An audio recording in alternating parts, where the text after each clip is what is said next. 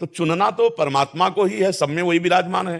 पर हम गृहस्थ धर्म में हैं तो गृहस्थ धर्म का त्याग भी धर्म विरुद्ध है, तो हमें त्याग नहीं करना। तो हमें क्या करना है, हर कर्म को भगवान की पूजा बना लेनी है। रसोई में हम जो कुछ बना रहे हैं, अगर हमारे अंदर भाव गया कि भगवान का भोग लगाना है, तो वो रसोई यज्ञ हो गई। और अगर मुझे पाना है तो वो पूजा नहीं हुई। तो जो चीज बनाई हम 2 कदम बढ़कर भगवान को अर्पित कर दिए, तो पूरी रसोई पूजा हो गई, यज्ञ हो गई। अब जो आप पाओगे यज्ञावशिष्ट हो गया। अब आप व्यापार करने जा रहे हो, 8 घंटे व्यापार किए, और ये आपके अंदर भाव कि पूरा परिवार भगवान का है और उस परिवार के पोषण के लिए रुपए की जरूरत है, रुपए के लिए हम व्यापार कर रहे हैं। इसलिए 8 घंटे व्यापार करने पर जो भी समय हमारा भगवान ये 8 घंटे गया, मैं आपको अर्पित करता हूं, और बीच बीच में नाम जप, उसका व्यापार भजन बन गया। हर कार्य भजन हो सकता है। भजन का मतलब ये नहीं कि सब कुछ त्याग करके हम कहीं एकांत गुफा में बैठेंगे जाके। सबका अपना कर्तव्य है। एकांत सेवन करने वाले को भी समान बड़े बड़े सिद्धों को आना पड़ा इस जगत में, और आकर उपदेश दिया, जा जा करके उपदेश दिया है। ऐसे ही आपका कर्तव्य है, आप गृहस्थी में जो है अपनी गृहस्थी को भगवान की पूजा सामग्री बनाइए। नाथ सकल संपदा तुम्हारी और मैं सेवक समेत सुतनारी।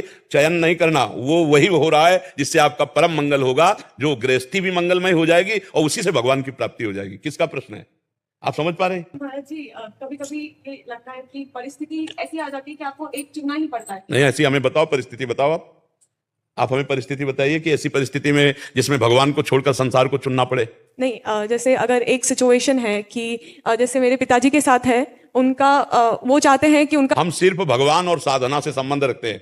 आप देखना हमारे प्रश्न का उत्तर, आप कुछ भी प्रश्न करो, हमारा उत्तर अध्यात्म से होगा, क्योंकि हम ना प्रपंच में कभी रहे हैं, बचपन से बाबा जी ने, तो हमें संसार का ज्ञान तो है नहीं। तो हम जो बोलेंगे वो अध्यात्म में बोलेंगे, तुम्हारे मंगल के लिए बोलेंगे, उसमें तुम्हारा कल्याण होगा, उसे तुम्हें समझना है। तुम अगर बेटी हो और तुम्हें माता पिता असमर्थ हैं और कोई बेटा नहीं है उनके सहयोग के लिए, तो तुम्हारा परम कर्तव्य बनता है माता पिता को भगवान मानकर उनकी सेवा करना। अब वो तुम्हें गाली दे तो भी तुम्हें बर्दाश्त करना है, वो तुम्हारी निंदा करें तो भी तुम्हें बर्दाश्त करना है, क्योंकि तुम उनके बच्चा हो। अब उनकी वृद्धावस्था है, वो तुम्हें कटुवचन बोले, लेकिन तुम्हें सेवा करना है। तो इसमें भगवान छूटे क्या? हम माता पिता को भी भगवान मानकर सेवा। हम क्या करें, गृहस्थी की सामग्री को भगवान की पूजा बना ले, तो हमें अलग से भगवान को चयन नहीं करना पड़ेगा। हमारी माँ में ही भगवान है, हमारे पिता में ही भगवान है, हमारी पत्नी में भगवान है, हमारे पति में भगवान है, हमारे पुत्र में भगवान है, और हम उन्हीं भगवान की सेवा के लिए व्यापार नौकरी किसानी करते। कोई समस्या नहीं है, समस्या केवल दिमाग की कमजोरी है। जो भी समस्या है वो दिमाग की कमजोरी है। आप बोलो ना, क्या छोड़ना पड़ेगा आपको? जैसे अगर काम की वजह से बाहर जाना पड़ता है, तो अगर बैंगलोर या फिर अहमदाबाद ऐसी कोई भी जगह जाए, तो वहां से वो सब चीजें नहीं हो सकती जो हम लोग करना चाहते हैं अपने परिवार के साथ। तो हम अगर बराबर के लिए बंगलोर जा रहे हैं, तो हम वहां किराए का कमरा लेंगे और रहेंगे और अपने माता पिता को साथ रखेंगे। अगर महीने 15 दिन के लिए जा रहे हैं तो रुपए में दम है, हम ऐसी व्यवस्था करके जाएंगे माता पिता की जिससे हमारे माता पिता को कष्ट ना हो। अगर हम विदेश जा रहे हैं और वहां आजीवन रहने के लिए, तो हमारे माता पिता भी साथ जाएंगे। ये तो सद्भावना रखनी पड़ेगी ना। अब ऐसा तो नहीं कि हम पैसा कमाने के लिए बंगलोर जा रहे हैं, बूढ़े माता पिता परेशान हो रहे हैं, तो फिर पैसा किसके लिए रहा? हमें विचार करना पड़ेगा। आप रहेंगी ना कहीं तो अपने माता पिता को भी रखेंगे, अपनी पोजीशन थोड़ी देखनी है। थोड़ा आजकल के बच्चे पोजीशन पे माता पिता की सेवा का तिरस्कार कर देते हैं, क्योंकि उनको लगता है बूढ़े खांसेंगे और हमारा नया जमाना है, तो हम यार मित्र दोस्तों के सामने क्या वर्णन कर पाएंगे कि बूढ़े माता पिता के। नहीं, ऐसा हुआ है, एक गांव के पढ़ा लिखा के लड़का को बड़ा ऑफिसर बनाया, और जब वो गए तो ऑफिसरों के बीच में बैठे थे, तो बोले हाँ बोलिए। उसके होश उड़ गए कि ना उठा ना पैर छुआ ना कुछ। तो उनके मित्रों का कौन है यार? वो एक कांच ऐसे मार किन की लगाए।